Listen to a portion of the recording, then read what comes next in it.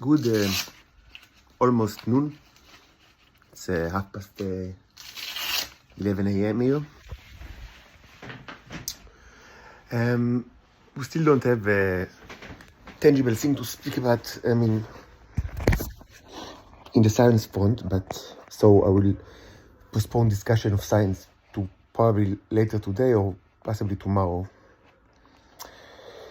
But there are certain things that I want to speak about, to talk about. I thought initially to conduct this video and maybe the following one on the balcony, where the famous balcony where many bad things happened. And I confronted actually, I'll be honest with you. I'll show you. You know that I try to be as honest as possible. I confronted a type of conflict that was very common in my life during the last maybe 3 or 4 years, which is I knew that the balcony is not good for me. I knew that there are the neighbors are terrorizing the balcony with all sorts of attacks, psychological and physiological, and it's better for me not to be there. And that if and it's a sacrifice because I don't have any other places to be. Like I can be in, it's mostly just this room. I'm under arrest, and of course the balcony is much more.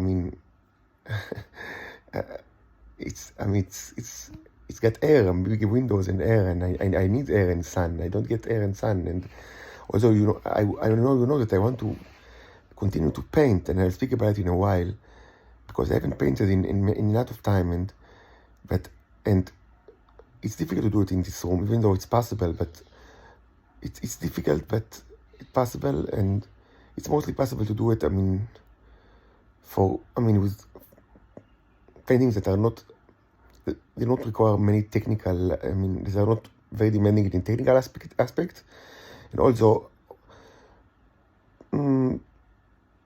realistically, only acrylic is like an option because oil paintings are, they have serious smell, and you need the balcony for, or a balcony or like a special like a room or a garden to actually paint with oil. Otherwise, you will just, you will sleep in the room with all the turpentine and the liquid and industrial material, and it's not healthy at all, and it stinks for other people as well. So I thought, okay, I know that the neighbors are terrorizing the balcony, and actually I witnessed it as soon as I entered the balcony to just arrange stuff there and take, prepare frames. I'm going to prepare frames with canvas that I will nail, by myself, and after that I will prime it with gas or white and black. I can do it now because my mother went to sleep. She typically she wakes up very early and then she sleeps at noon. I'll do it later. So I know that they're terrorized, and as soon as I stepped outside to the balcony, they started their terror. That's the way it is.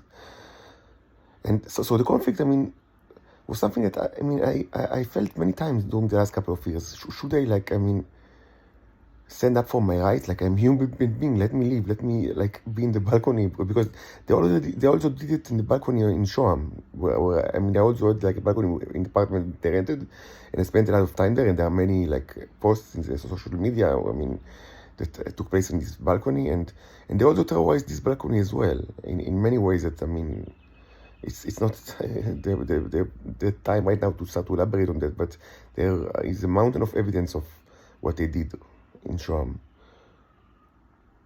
And so you ask yourself, why would I succumb to the Martians? Why would I accept the fact that I'm subhuman?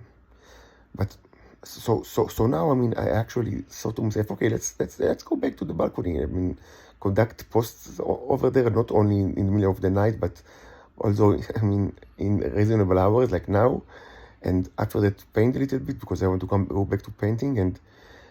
But then I understood it's not a good idea because I will be under attack there. It will damage my health and perhaps my emotional state as well and mental state. And you should accept the fact that I'm not Homo sapiens, but I'm human, and And they know it in the Shabak. They know it. They knew it all my life. I mean, they thought that I'm Titan, but the basic psychology is is almost the same. And yes, I am susceptible. I have the vulnerability, like all other humans and Titans, to their psychological attacks. Probably, I spoke about, enough last night. Probably, I'm less vulnerable than other human beings, and this is due to several facts. There is a simple fact that they didn't control me all my life because they didn't understand me. They didn't. It took time to. Unlike Titan woman, I was not born a slave. And also, I don't have the chip in my brain, which is a huge part of the enslavement. And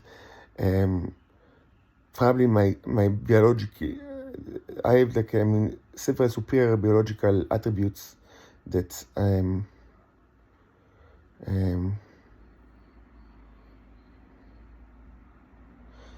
that perhaps help me with the mental attacks.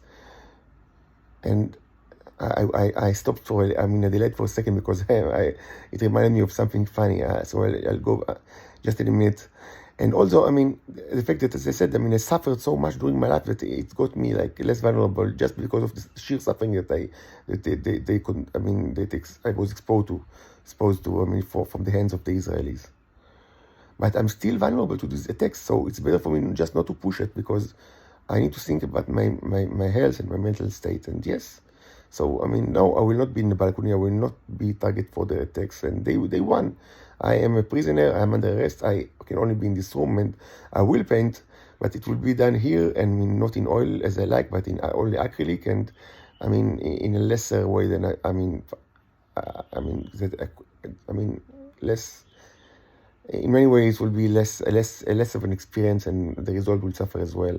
But I'm used to paint in undercover, or for those who knew me during the last year and a half, I painted all over Israel in many, my car was always smelled like turpentine, and and I had many experiences all over Israel, and so painting, and the canvases, were dirty and exposed to the elements, but it helped. Many pictures actually, they got character from all these adventures.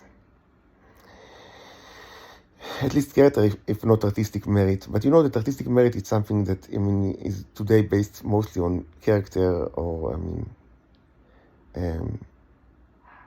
expression, which is something that I connect to very, very, very much.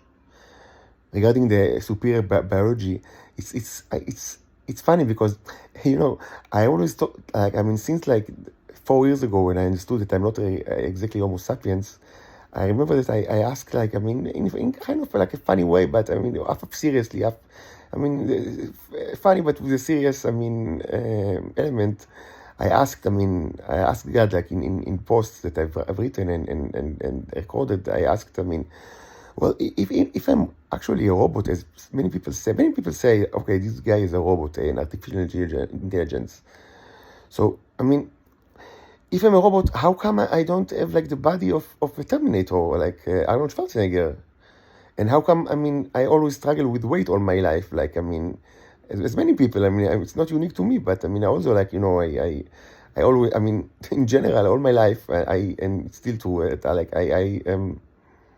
I want to, my inclination is to eat more than what I probably actually need. And so my weight fluctuates. Sometimes I'm more fat, and sometimes, there were actually, times that I were more lean and muscular. It depends on training as well, of course. And it doesn't need really much of explanation because it's pretty, common today, for everybody. And so I thought, if I'm a robot, how come I don't have a button to not want to eat things that I should not eat or things like that? Because I'm very human in this regard, and it's only very late in life.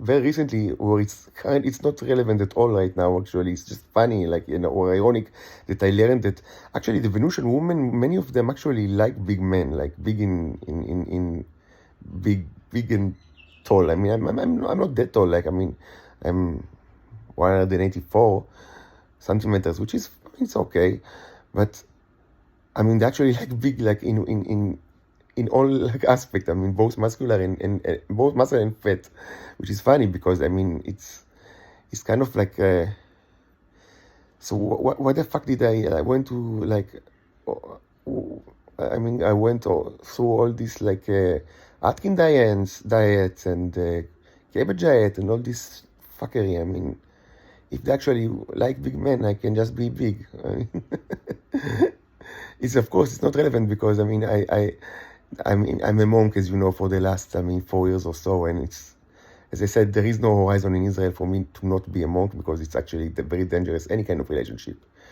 But it's funny to think about. I mean, why was I worried about? I mean, but diet. I mean,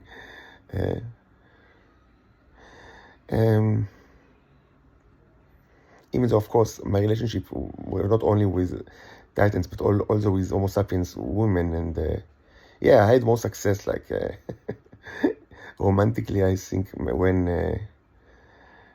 I was younger and more lean and muscular. But when you age, you understand that. I mean, women change their preferences as well. I mean, all kind of women with time. They it's not that physical attraction doesn't matter for them. It's actually even matter, perhaps even more. I mean, with the years, but they are attracted to different. I mean, they change their attraction, or they manifest their attraction in more ways when they get a little bit more mature.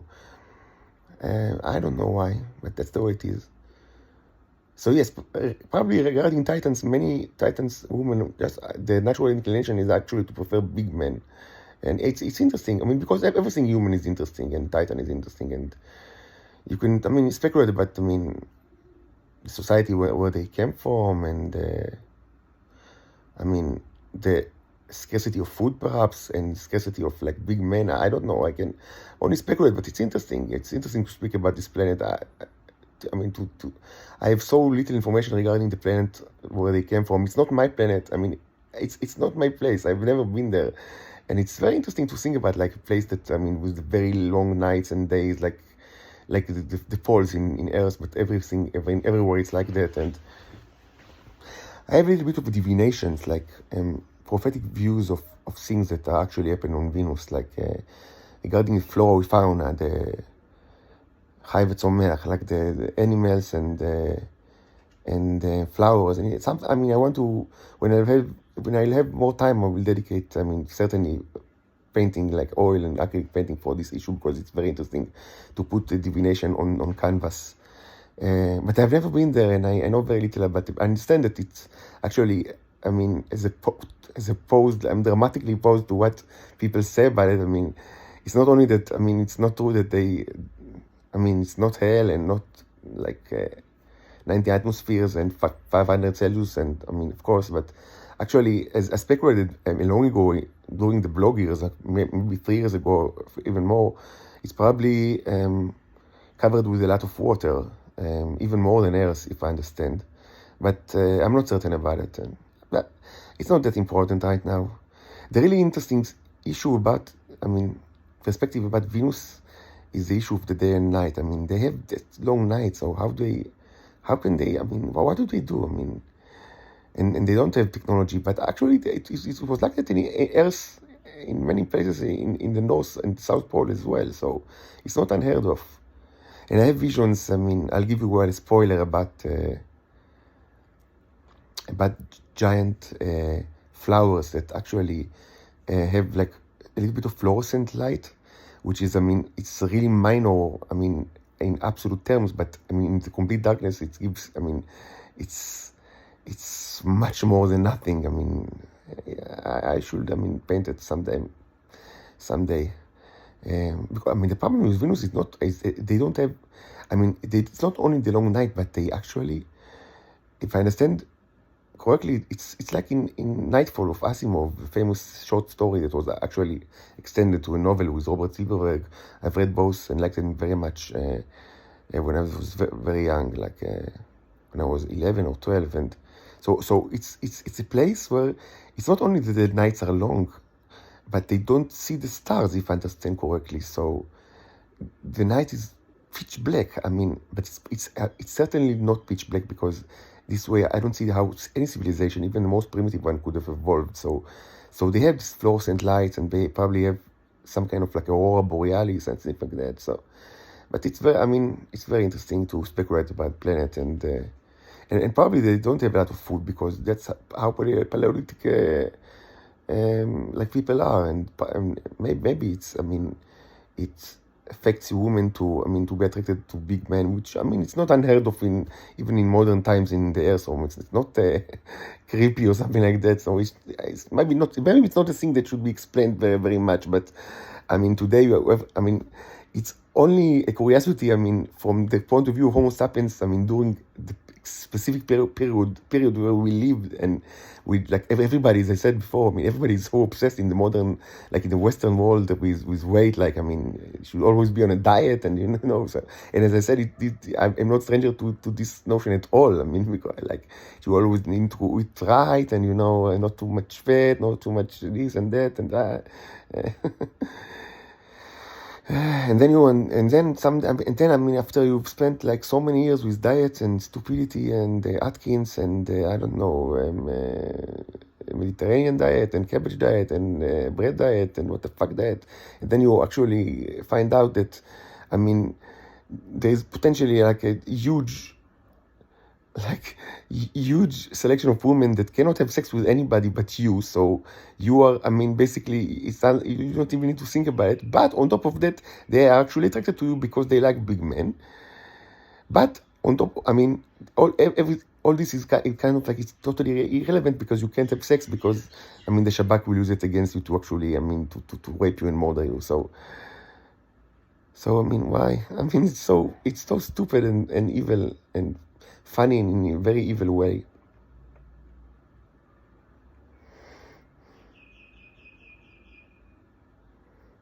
I also understand now that some people, like, that belong to the intelligence community, during my life, they hypothesized, they thought, like, and I didn't understand why, that I am very attracted to fat women. And this is actually not true at all. But now I understand why. I mean, they thought to themselves, okay, if like women like attracted to big men, maybe he's attracted to big women. It's actually not true. I mean, I am not attracted to fat women. I mean, I do like, I mean, I am very attracted to women with large or like even very large breasts, even like very large. But I mean, not specifically, I mean, to fat women. I mean, but I'm definitely not attracted to like to very thin women. Maybe this is something that is common. I mean, I don't know. Like, I mean, my like I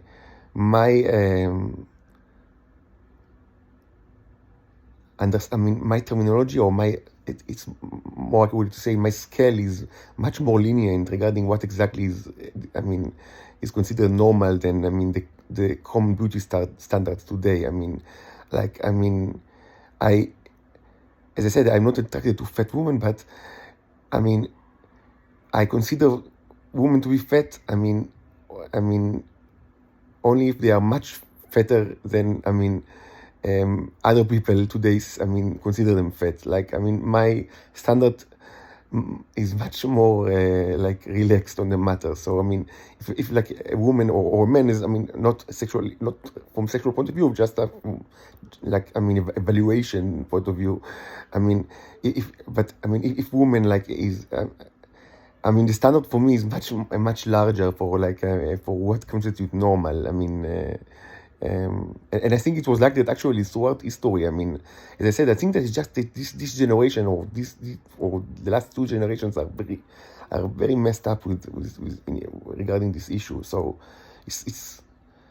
I mean, I think that like throughout history, my views or my like preference on the subject were actually something that was kind of normal to everyone. I mean, or to almost all males, like everywhere. And it's just that these times are they are very. People are focused about like you have to be like lean, all the time. And it's crazy. It's of course it's also unhealthy and famously can have dangerous psychological effects, especially on young women and girls, and specifically during adolescence. It's of course it's famous, and I don't need to elaborate on that.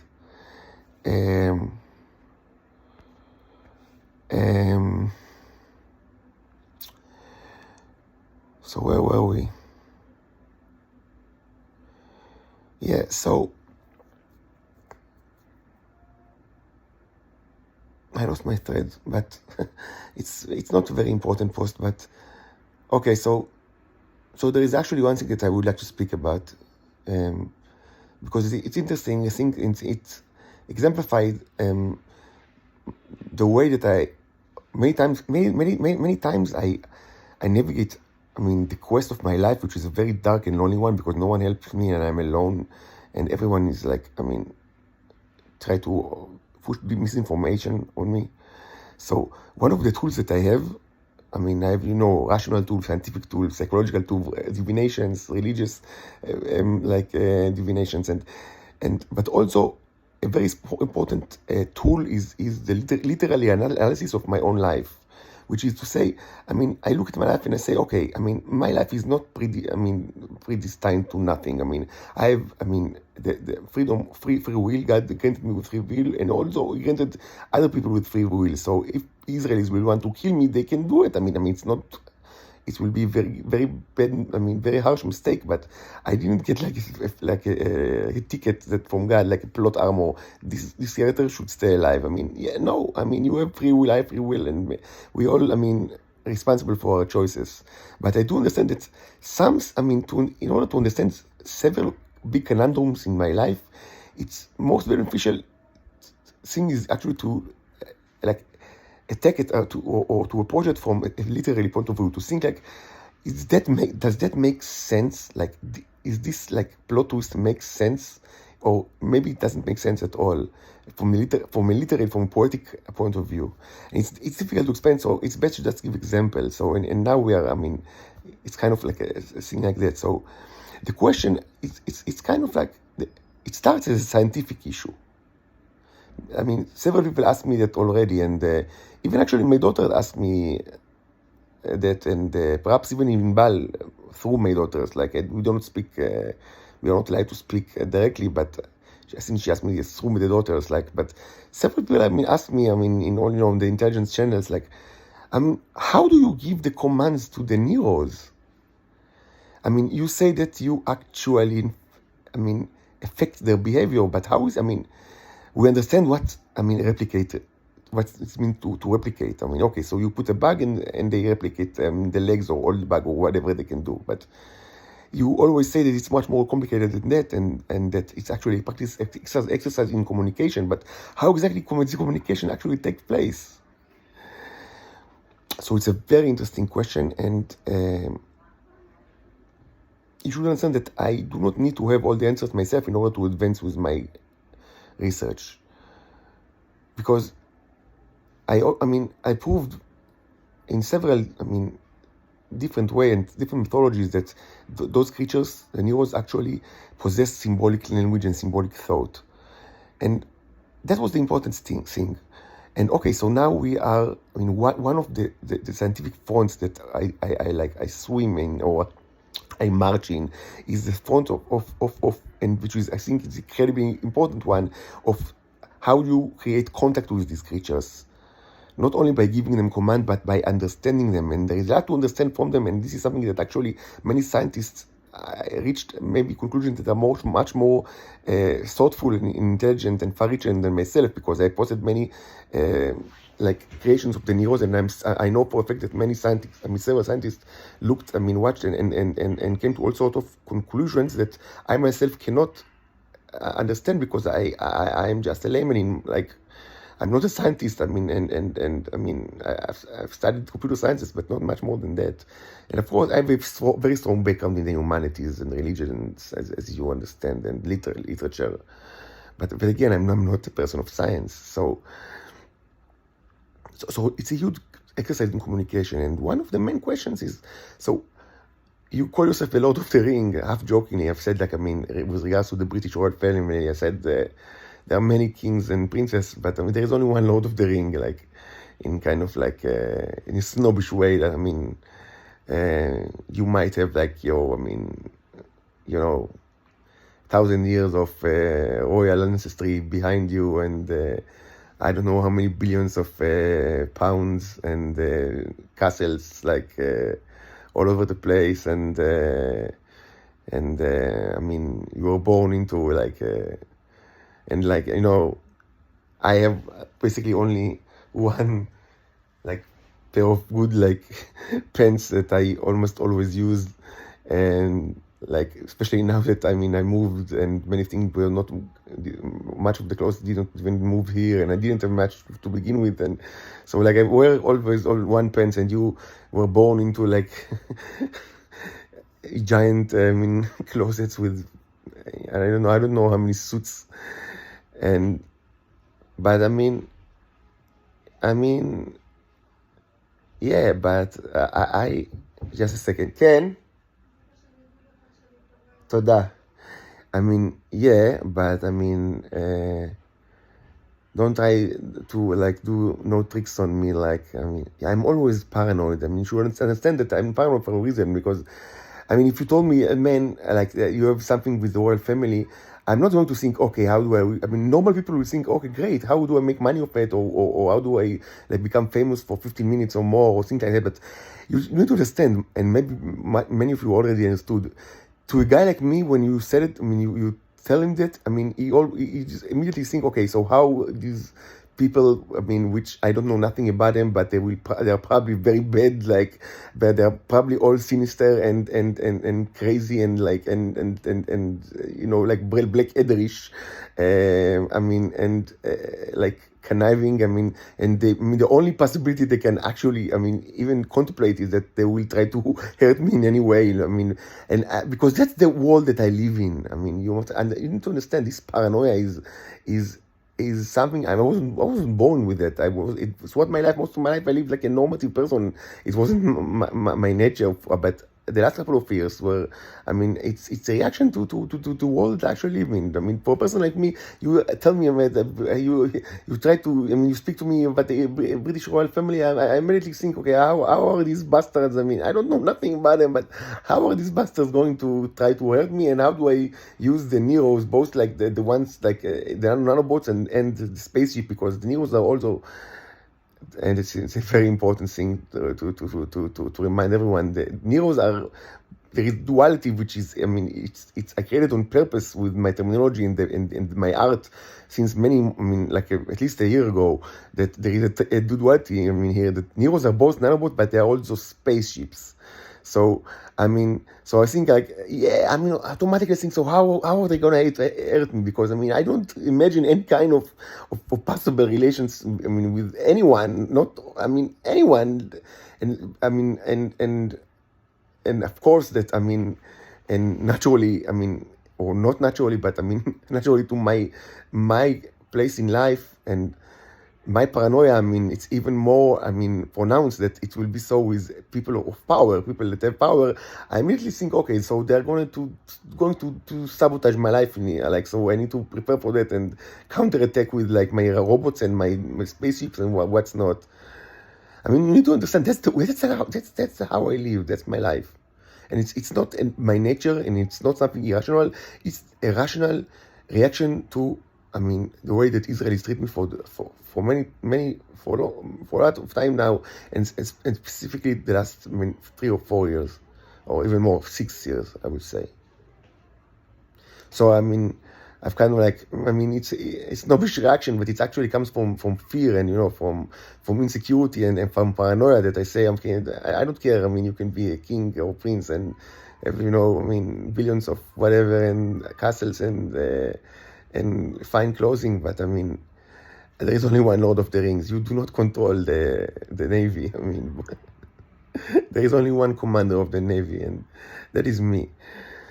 So, and it's true.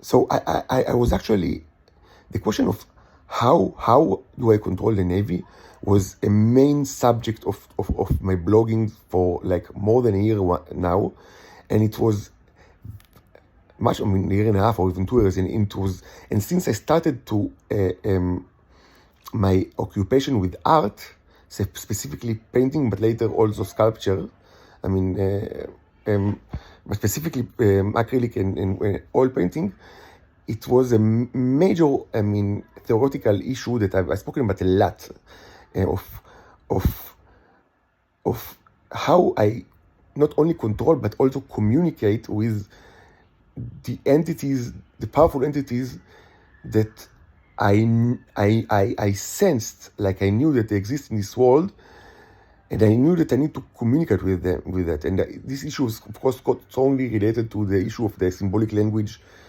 that I've spoken about, even in YouTube, but I've spoken about it a lot in Twitter and before that, I mean, Facebook as well.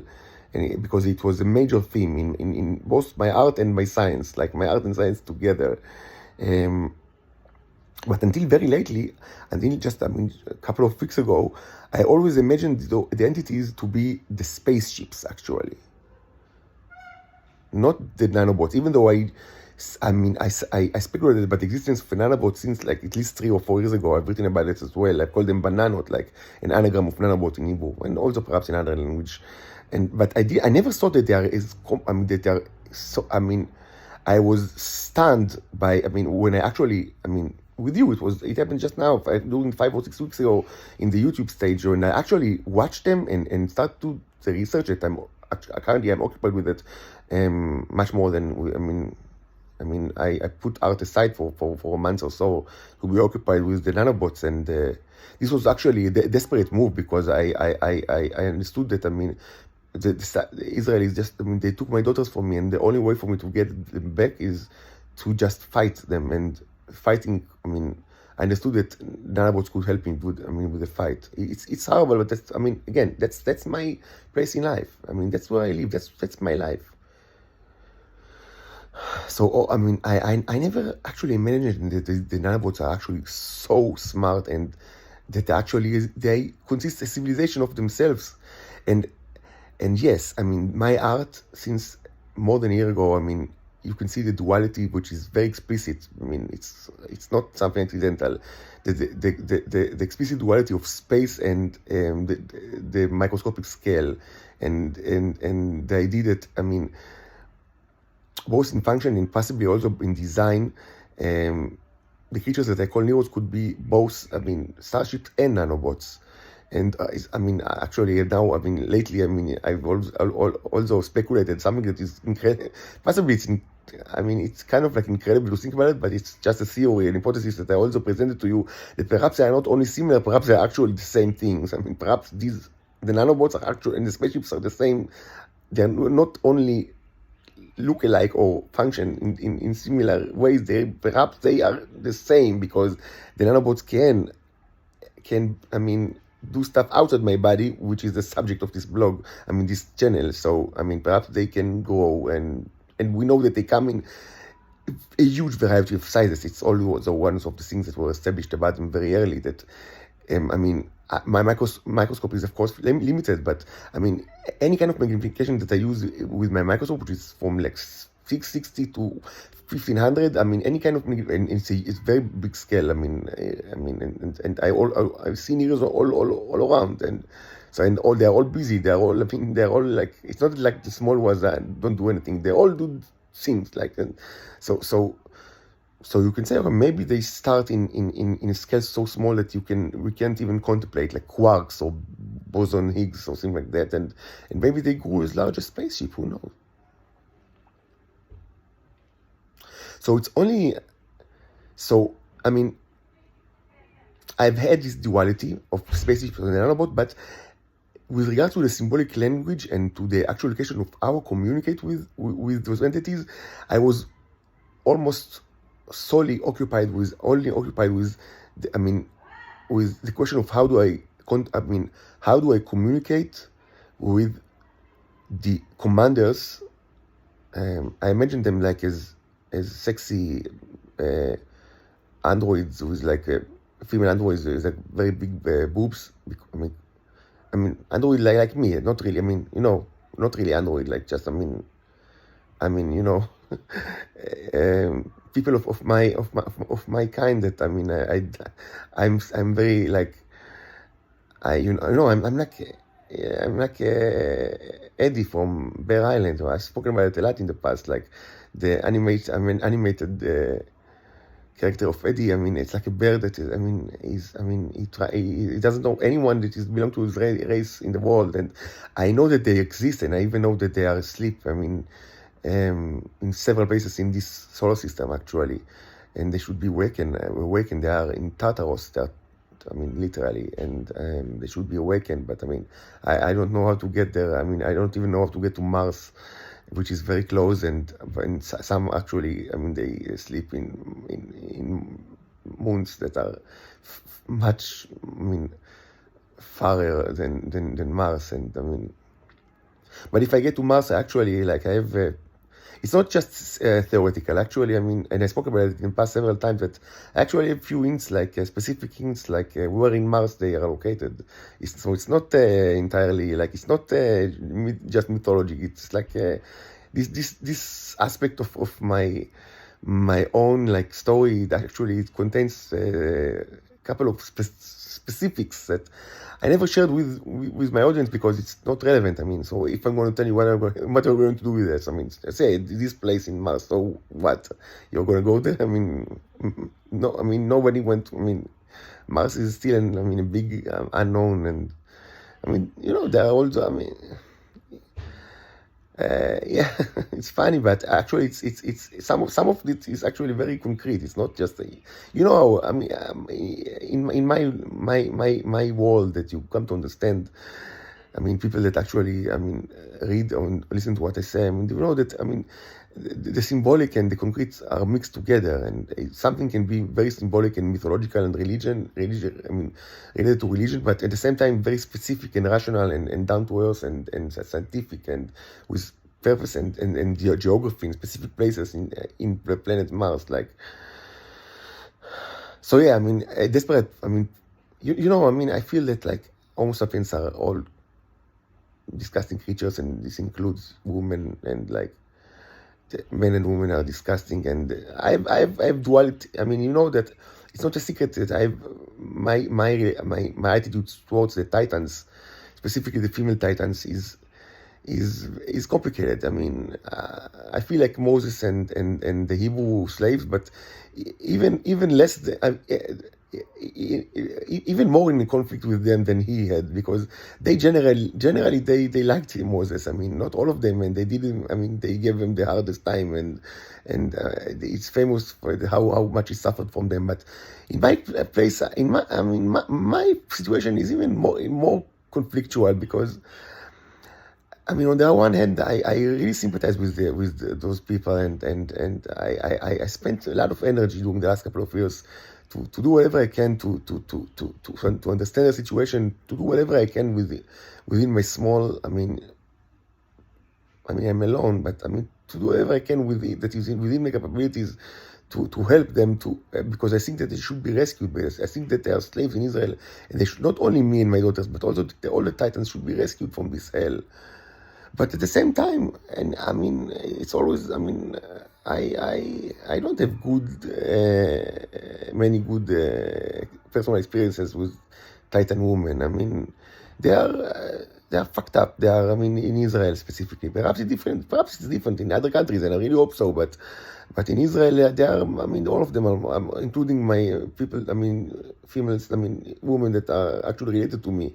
They are all fucked up. They are all severely fucked up. And I spoke about it just recently with regards to the way that no matter how old they are children, like the male Homo sapiens that are so common in the intelligence community, which I also know very well, because they also, I mean, many of my acquaintances during my life belong to that group of children, like evil children that are ruling the country, and so no, I of course, I mean, you can understand why I fantasize about like a woman that belong to my race. Not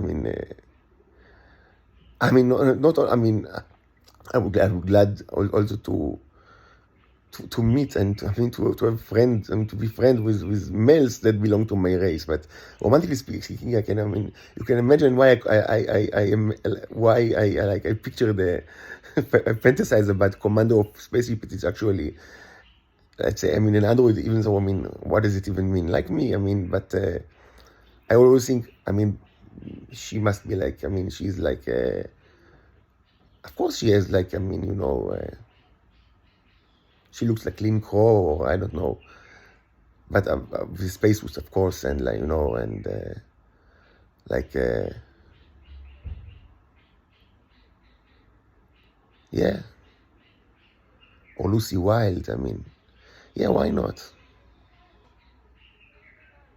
So the question was not actually how do you communicate, and like how do you make them care, or how do you tell them to look at you or to listen to you, because I always understood it as cooperation. I cooperate with them. The question was, how do I use the symbolic language, because they don't. We need the symbolic language. So that was always the question, and it's a very complicated question that I've spoken about in the past, and I will speak about it more in YouTube stage, but not now, because it's a huge subject in itself. But the important issue is that I understood that there must be a kind of like symbolic language, but aside from the nature of the symbolic language, like, okay, I want to tell them just, to fry, like, to use their whatever weapons. Doesn't really matter, iron weapons or photon torpedoes or whatever bullshit science fiction, jargon that you prefer to use. Use whatever you've got, but fry those assholes on Earth, but also where? All over Earth? No, you want to limit it to certain places. So how do you do it? And when, at what times, and what kind of people? There's so many questions of the symbolic nature. And again, I've spoken about it a lot in the past, but so and it was also the question of like, how do you create exclusions, and what different mediums mean, like if it's acrylic, if it's oil, what does it mean, and if it's both, like, so the execution of the hybrids, and was a huge issue, the issue regarding hybrids. Maybe some of you remember. So all Torah Shlema, like a whole kind of like Torah, like a complete law, a complicated law, and systematic like parables regarding the issue of the hybrids. But there was also the question of not just the symbolic language, but the question of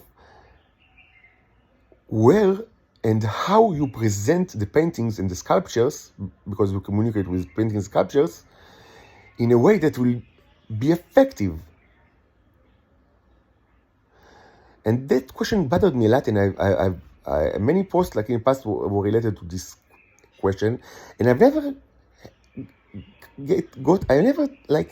came to a place that I have like a definite answer. It's stayed as an open questions with many iterations and many different answers that all stand like at the same time, one side of the other, and I do not know exactly what the correct answer was, but there was actually an answer that I understood that was actually the last one, and perhaps it's the most true from all, and where exactly the artwork should be presented and when, in order to be effective. Because it's a question. Because, for example, it makes sense. Just one like aspect, but there are many aspects to this question, to this issue. But just I'll give you an example. Like, it makes sense that while you actually paint the paintings, it will not be in effect, right? Because it's like when it's on the stand, they can't understand. I mean, in doing the paint, it shouldn't like be an effect because you're not done with that. So it doesn't make sense that, I mean, but when is it done? Because especially with oil paintings, it's a process. I mean, many times it takes months. So when is it? I mean, what define and people that come from Jewish background, specifically Jewish Orthodox background, I mean, they immediately think about halacha, like the law, the rabbinic law, because a lot of it is actually, I mean, it's related to state of mind of people like me that grew up in an Orthodox environment, and they're used to this sort of like laws that exceptions and exception to the exceptions and parallels, and it's never ending. Like, I mean, you always like, I mean, but yes, it's like this and then the famous Jewish way of thinking, like for like 2,000 years, and it's true. It's like that, and people that grew up in this environment, I mean, it's got benefits and it's got many disadvantages. I mean, and Jesus Christ famously spoke against it, and he was right 2,000 years ago, and most of what he said is completely really relevant today. I mean, I couldn't have articulated better, not only because he's Jesus Christ and I'm just Noam David, but because it stayed the same. So it was already true there then, like 2,000 years ago. I mean, his quarrel with the Pharisees, I mean, is so I mean, famous and so true, and so, I mean, it's still true, because Jews, I mean, the Orthodox Jews are still like that. But okay, but it's got some advantages. I mean, for people like, I mean, they used to create laws and to think about analytically about everything, even about mundane things like, I mean, how are you allowed to wipe your ass during Shabbat? Like, I mean, it's famously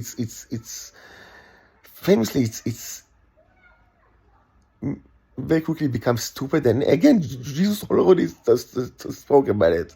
So, I mean, we don't need, like, I mean, nothing but the Evangelions is, I mean, we don't need more than just the Evangelions in order to understand how stupid it is, and how, I mean, and how, I mean, that it keeps, I mean, create distance between you and God, and it creates distance between you and natural, like, moral and natural goodwill, and it's wrong in many ways, and he already said it, I mean, 2,000 years ago, and so, I mean, and it's still true, because Jews stayed the same. I mean, they grew up just to this kind of, and it's amazing.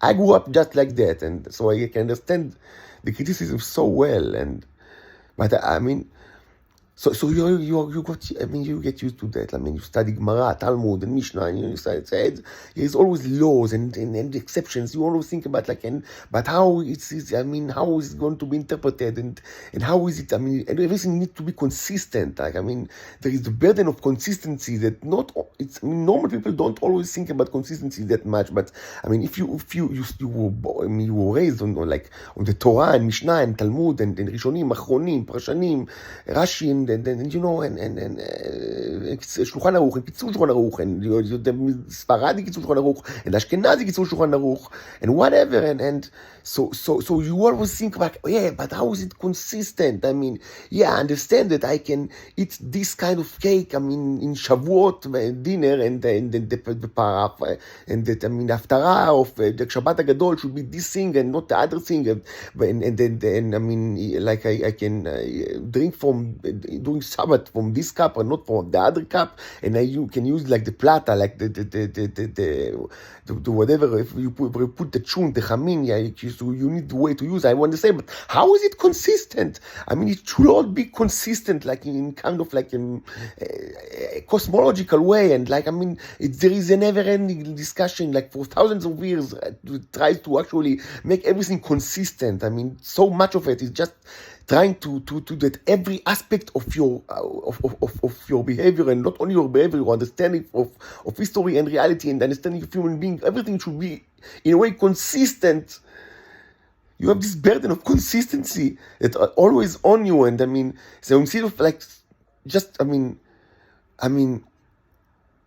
instead of just be happy that you are alive, and be happy with the Lord. I mean, be happy that God exists, and you know it, and you know that He listened to your prayers and listened to everyone's prayer, and that your soul is immortal. Instead of just be happy about it and share this happiness and be a good person, instead of that, you always try to maintain consistency between things that cannot and should not be consistent, because it's not that important that it will be consistent, but it's so important for the Orthodox Jews. And again, it was already like that 2,000 years ago. So just read the Evangelion, it's already there. So yeah, I mean, I try to maintain consistency. How do I communicate with the sexy, big busted androids that command the spaceship that I really like, not only to meet with them because I'm desperate to meet a woman of my own race, but I will even more so, I mean, I want them to fry the fucking disgusting Homo sapiens and their disgusting Titanic slaves, because they need to be fried.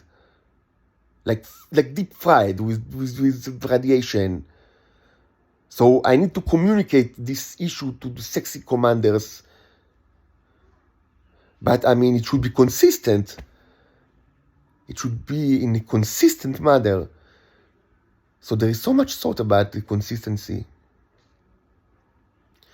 So a lot of it was actually became so relevant now, because I found myself now not with sexy, I mean, maybe they're sexy in their own way, but not with sexy, hypothetical sexy female androids that command like spaceships, but with microscopic creatures that can also do very interesting stuff and possibly can help me, get some money, because I'm desperately poor, and maybe, it's not maybe, it's actually, it's a fact that they can also help me, upgrade the Homo sapiens species to, it's already ongoing. It's not funny, but we've spoken about enough about worms. So I find myself in a very similar,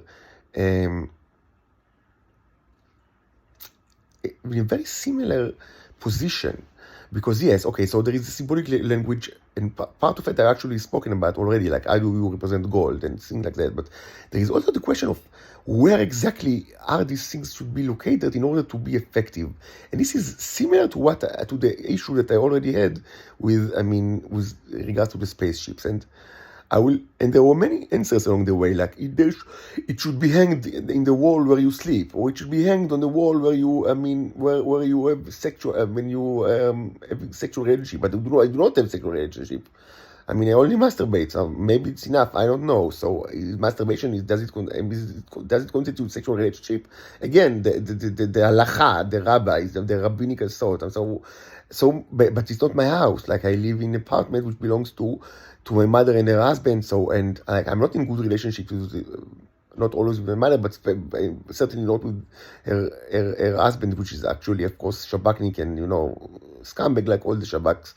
So, if I hang it on the wall, it's can be interpreted that it's his wall actually. So, if they will, if the sexy androids, or if the microscopic nanobots will heed the command, like, they will obey my commands. It could be interpreted by some kind of hypothetical viewer as like they obey the command. He's like his command, the captain Shabbat command, because it's his house. And we also already know that it doesn't really also, it's not the thing that matters is not only who painted the actual artwork, but also where it's actually hanged. As we said before, it doesn't make sense that it will be in effect while you paint it. So there is actually the question of the presentation. So maybe you should present it like, as I present many, paintings, including this right now of the Titanomachi, like maybe it should be like hanged in the balcony with faces outwards, so people will be able to see it from in the public. But maybe it's more true that it should be hanged inside where you sleep, and that you should actually be able to watch it, because it doesn't matter really what people can see outside. You only need what is of your concern is your communication with the sexy androids or the nanobotic race or civilization, and for them what's important is not the actual communication, because they have linked with you, they share mind with you, and this was already proven. Actually, it's not science fiction. I remind you that it was proven. It's a fact that they share. I mean, they have a link. I mean, a telepathic link. It's a fact. I mean, you can argue about it. Well, I mean, it's a fact. I've demonstrated it already. But again, the telepathic link is not enough in order to share your soul, because if you want to give command, the command should have a tangible, like something physical that will, be the essence of the command. And I've spoken about it a lot in the past, that everything, I mean, when the symbolic language must contain not only thoughts, but only physical representation. It was a very recurring theme in my blog during more than a year, and it's strongly related to my occupants, like the way I occupy myself with art. And it's also actually related to the Jewish tradition, that things, I mean, it's not only the thought or the kavanah, like the meaning, but it should everything should, like, all the mitzvah should have something tangible, like physical, in this world that you need to cling to. And of course, this could also be, I mean, it's, of course, that it also received fair share of criticism from Christian point of view since Jesus, and things didn't change much. I mean, because, I mean, it's also become so fucked up. I mean, why do you need the trog in, like, the Sukkot, to have the pitam like that, and all that, and matzah kazot, and this kind of matzah, and why, it's crazy. And we are entering Pesach now. It's that Purim was just over, and so it's already fucked up. I mean, you go to the supermarket, you just now here in Rishon, and the fuckery already began. I mean, the cookies that are kosher for Pesach was over, and the cleaning, like, I mean, soap to clean the floor, which is kosher for Passover. I mean, what? I mean, and you don't need to think too much what Jesus would have said about it, because he already did. That they are idiots, and they do not believe in God. They do not believe in God, and it's a shame.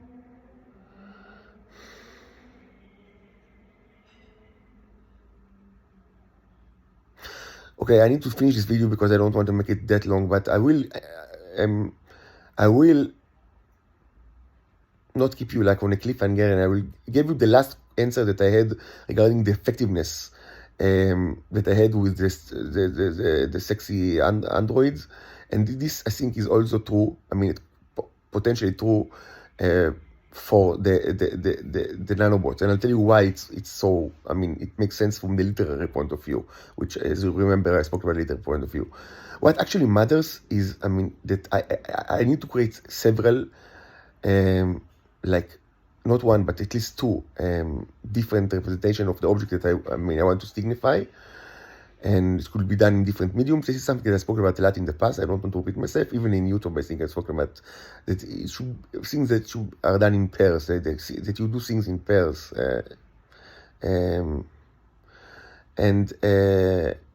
and that should not be identical, because if they're identical, there are also like the halacha question, like the rabbinic question, why can't they be identical? I mean, maybe it's even better that they're identical, because then, like, it's clear that you actually mean this thing. But if they're identical, no. But I mean, think that something should always be in effect, so it's always hanged on the wall. But then it's eventually you need to refurbish it, or to restore it, or to just terminate it and to replace it with an exact copy. So you don't want to get it off the wall, because then it will not be in effect, and it must be in effect. So you create a copy of it, and then you hang it, and then you remove the other one, because it's like with Bet Knesset, like synagogue. According to halacha, when the synagogue is old, before you destroy it, according to halacha, you need to build another one and then destroy the other one. But for a second or so, or a minute or a day, or you will have two identical ones. So, but you didn't mean to actually give the command that is, based on the on the principle of pair. So so pairs should not be identical, because that way it signifies even better that they are actually pairs. So we say, okay, so how the neurons will know, which one to choose if they are not identical? But they are not replicators. That's the issue. It's one of the basic things that you need to understand about it. And I've said it already many times. They are not replicators. It's okay that you signify the same thing with two different symbols, or two different mimetic representations, because they will create a synthesis anyway. So, but we didn't answer the question. So, how, when, and what, how things are like in effect. So, regarding the neo, so the last answer that I came up with, I mean, when I thought about it, I mean, from the context of the commanders of the space of the navy, of the space navy, is actually very fitting for the Neos as well. And the last answer was that it actually doesn't matter where specifically it's located, like in my house, or I mean, for a time I thought maybe I should roll the canvases, like I store them rolled, like, I mean, carpets in the bag, where, I mean, in my bag, my backpack, my mochila, because then it would be like obviously mine, because it actually be connected to me. But the answer that I came up at last was, the last one was, possibly the best answer, is that it should be hanged on the wall, like right where I stay, like I walk, but not on it. I mean, after it's done, it should be hanged on the wall, like right here. It should be hanged right here, where I actually stay, and it's an effect while I'm in the same room walking, when this is like, I mean, in front of me. Then it's in effect. But if I leave the room, it's not in effect. And I need to actually sit and walk for it to be in effect. And I mean, I don't want to get into it too much for why it makes sense, but it makes sense for the Navy point of view. But it's even much more sense from the point of view of the nanobots, because one of the main questions regarding the nanobots is, how do I mean, maintain my position as Lord of the Rings? Because if the nanobots can be multiplied and can act out of my body, theoretically, I mean, everyone can take it for me, the Mossad, the Shabak, whatever, and they did actually, they eat it. So it's not a political question. But even if we start now to deal with it in industrial scale, let's leave the cannibalistic issue outside, because it's a huge subject that, I mean, I spoke about it so much, I mean, so I don't want to get into it. The Israeli cannibals, and I've already said before, I mean, with I mean, regards to anyone, I mean, I've spoken about it also, I mean, when, I mean, in the video where I very shortly discussed the royal family, I told, like, it doesn't matter if the person is a prince of a pauper, if he ate those things, I mean, he put himself or herself with conflict with me. But there is, I mean, even if people don't eat it, I mean, there's a question of, like, how do I keep my industrial power in my hands? Because no, I'm not like going to be a philanthropist that will donate to the rich. So now rich people will be richer by using those neurons. So, but how do I maintain it? This monopoly? Because, I mean, we accept the fact that they walk outside my body and they can be multiplied.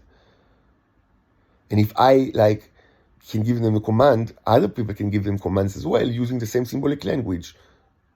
So some people actually from my several subscribers have already actually thought about it and tried to speak to me about patents and things like that. But no, man, it cannot be the answer. The answer must be something fundamental, not something that is ephemeral and untrustworthy like patent laws or laws in general, because we already know that humans don't give a fuck about laws. What laws? I mean, I'm among criminals all my life. They do whatever they want. They rape.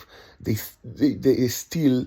They torture. And these are they are above the police. They actually, the Shabak is many times they pretend to be the police, because that's what they like to do, to pretend. But I mean, they are above the law. So I mean, don't speak to me about human law. Humans don't care about their laws. They only care about power. Humans are Homo sapiens are disgusting creatures that have not evolved at all. And the only principle, the real principle, is the power principle. Might makes right. Or, I mean, the good is the benefit of the stronger side, as Tarsi Machos said in, I mean, the Greek philosopher that Plato, I mean, juxtaposed to Socrates. So there is no law, there is only power. So how can you make sure that you are the real commander you are the Lord of the Ring and not anyone else? And this answer that I just presented actually gave, I mean, it actually answers from like a literary perspective. It gives you the answer, because yeah, I mean, other people can actually steal your paintings or your sculptures, or you can actually give it to them, even to sell it to them, to other people. And yes, of course, they can take control of your house or your bag or whatever. But it doesn't really matter, because even if they do all that, they will not be able to control the nanobots. And of course, also not the starships. But let's deal with the nanobots. They will not be able to control the nanobots because the artwork will only be in effect while you specifically sit under the artwork. I mean, when it's hanged above you and you sit and walk, only then it will be in effect. So no, nobody can control. I mean, of course, people can put you in jail like they put me now and torture you and try to, I mean, influence you to do stuff. But I mean, this is reality, that there is no way, there is no antidote to it. It's part of reality. I mean, the conflict with all the scumbags that surround me. But it doesn't show, I mean, this reality, I mean, this answer to the question of effectiveness doesn't show that, yeah, I will be, I mean, people can actually, I mean, torture me and try to influence me in unlawful and immoral ways. But in any case, I keep my position as, I mean, the owner of this monopoly, because even if other people can take my paintings and my artwork, they will not be in effect. They will only be in effect if I myself actually sit, I mean, on a table, like, and I walk on a table. I do my work, my art, or my science, or my writings. I also like to write, while the relevant, like, commands, or the relevant, let's call it communication bits, or just commands, the commands to the that I give, like, to the nanobots. And as I said, it's not only to, I mean, it's actually started, I mean, it was relevant much, I mean, long before I saw it by the nanobots. Like, I mean, the command, I saw it by it initially and for a long time, with commands that I give, I actually give commands to the sexy android females that are, I mean, they're like the captains of the starship, the starships. It's not only one. So there are, like, I mean, sexy androids, female androids, that I give them the commands, and they are articulated using the artwork. And this is the same kind of artwork that is used to communicate and to also to give commands to the nanobots. And both of the commands will only be effective if I myself, if the pictures, like the paintings, are hanged, or if it's sculpture, they should be, I mean, placed on the table itself, where I sit, and I actually need to sit there and walk, and only then the commands are effective. Okay, so that was a very long video, and I hope that later today I will discuss Dune, as I promised yesterday. I don't like to wait too much between, like, when I promise to do something. I like to speak about something and to actually discuss it. I don't want to create too much tension, so maybe I will speak about it later today. And right now I will go back to do some science and some art, and maybe eat something, and I think I eat something very unhealthy and full of calories, like malawach, something like that.